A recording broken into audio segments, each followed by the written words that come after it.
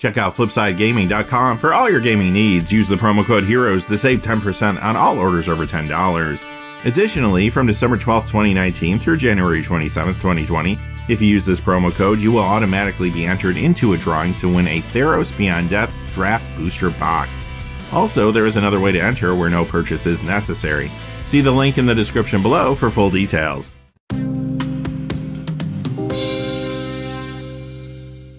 Hey there, this is John from Heroes and Legends, and it is finally Theros Beyond Death Prerelease Weekend. It's been a long time coming. I hope you have a chance to go out to the LGS, play some games this weekend. And if you do, you might be curious to know which cards are the ones you want to open from a financial point of view. So today we're going to look at the top 10 highest valued cards in the set. Quick reminder before we get into it though, if you go over to FlipsideGaming.com, you can use that Heroes promo code to save 10% on orders over $10. And right now, they have Theros Beyond Death singles up for sale. So if you're thinking of picking up some cards from the new set, you might want to check it out. And whenever you do use that promo code, it does support the channel, which is always appreciated. So thank you. And without any further ado, let's go. Here we go with our top 10 highest value Theros Beyond Death cards. And we're going to be looking at regular variations of the cards today. Granted, you might be able to pull a rarer variant out of your draft booster pack sometimes, but those prices really haven't been locked in yet. And also remember, there's some variations that you won't find in draft booster packs that are only found in collector boosters. Furthermore, the prices we are looking at today are average prices, and with more inventory coming out quickly, I would advise that you shop around if you're trying to pick up these cards. You should be able to find cheaper copies than the average prices listed here today.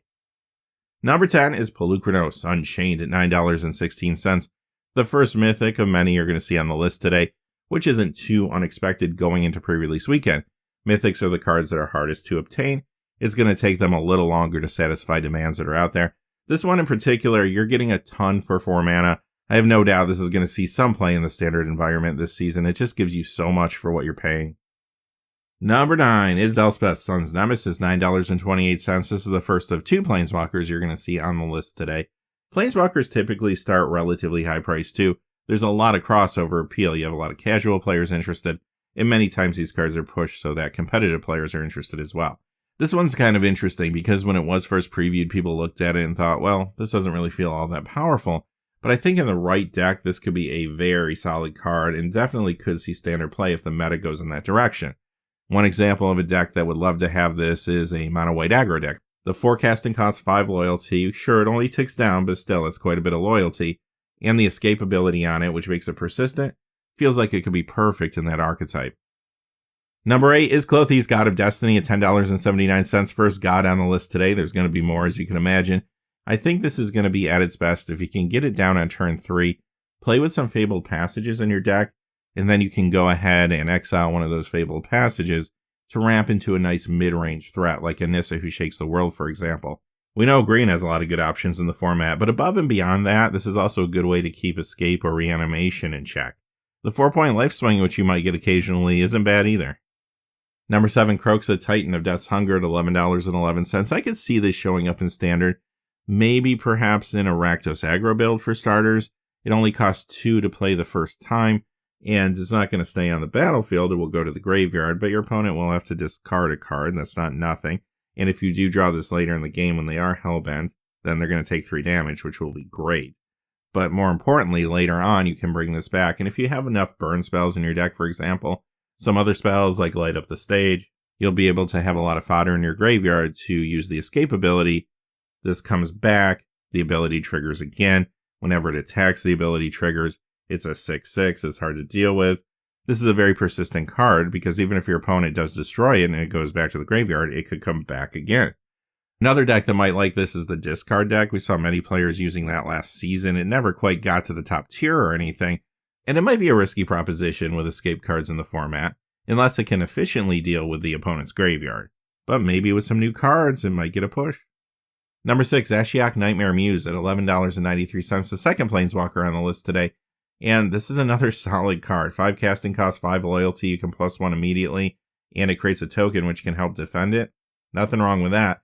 Notice all the abilities to exile cards. They don't go to the graveyard, which is good because they're not going to feed into your opponent's escape or any other graveyard shenanigans they might be trying to pull.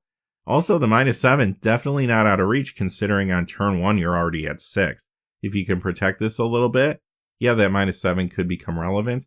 And also the -3 on here protects the card as well by bouncing maybe an evasive creature like a flyer that you don't have another answer to. It does put you back, so you can't necessarily get to the -7 as quickly, but that's okay because the longer the game goes on, the more this is going to start to take control. Number 5, Dryad of the Elysian Grove at $13.30, our only rare on the list today. That's saying something that you have a rare over the $10 mark. And what it's saying is this is a pretty good card. First off, being able to play an additional land each turn, especially early on, could really push those green decks. But lands you control are every basic land type in addition to their other types. This allows you to play a mono green devotion strategy, but also at the same time play some spells of other colors. We saw a similar strategy in the past with the chromatic black decks. Maybe a similar strategy could do well in standard this season. If so, this will definitely be a part of it. This is also a fantastic commander card too. Number 4, Nyx Bloom Ancients at $17.92. Speaking of fantastic commander cards, no format is going to let you abuse big mana like the commander format. This is going to be perfect there, and that's why it has such a high price tag. Now, also, though, this week we have the streamer events on Magic Arena, and there have been some viral videos out there of people playing huge Hydroid Crises because this is in play. Not completely sold that we're going to see that as a competitive standard strategy this season, but you never know. Number 3, Thassa Deep Dwelling at $23.98. This one's kind of funny because a few days ago, this wasn't worth all that much, but the streamer event really pushed this one because we saw a lot of really good mono blue devotion decks. And it does appear that some variation on the mono blue devotion deck most likely will be a big contender next season in standard, at least early on. And this is a key part of those builds. Number 2, Heliod Sun Crowned at $26.99. There's a reason this one's so expensive. There's a lot of different players interested in it. Standard, this is pretty cheap. It's got great economy. I could see this in a mono white aggro deck perhaps. Commander Life game players might enjoy this. But the format where this card has the most buzz right now is Pioneer, because this and Walking Ballista is a 2-card kill combo. The question is, how easy is it going to be to pull off that combo in the format? Ultimately, though, right now, there's a lot of interest across formats for this card. Number 1 is the second Titan of the day. It is Euro Titan of Nature's Wrath at $28.49. No surprise that this card has such a high price tag. It just feels like it's going to be really good. If you've been watching the streamers play with it, it's been solid, really consistent, showing up in a number of different builds. It is reminiscent of Growth Spiral with like so much attached to it. Granted, it's going to cost you 1 more. You can't play it at instant speed, but it acts kind of like a Growth Spiral at first. It gets sacrificed into the graveyard, but you are able to draw a card, play an extra land, you even gain 3 life on top of it. Then the escape cost is pretty reasonable, especially if you have some Fabled Passages in your deck. You might be able to get this out relatively early. And once it's on the battlefield, it's just pure value that your opponent's going to have to deal with. And even if they do deal with it but don't exile it, it could be coming back again later too. It's persistent, it's cheap, it's a great utility card even if you never get to attack with it. Expect to see this card a lot this season.